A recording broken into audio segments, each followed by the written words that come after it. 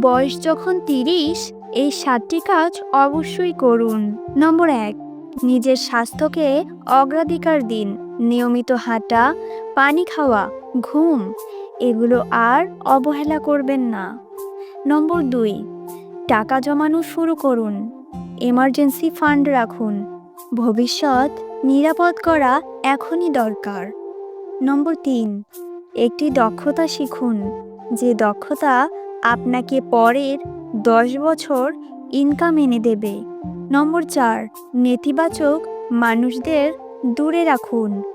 ৩০-এর পরে আপনার শান্তি সবচেয়ে মূল্যবান। নম্বর ৫, নিজের পরিবারকে সময় দিন। বয়স যত বাড়বে এদের প্রয়োজন আরও অনুভব করবেন।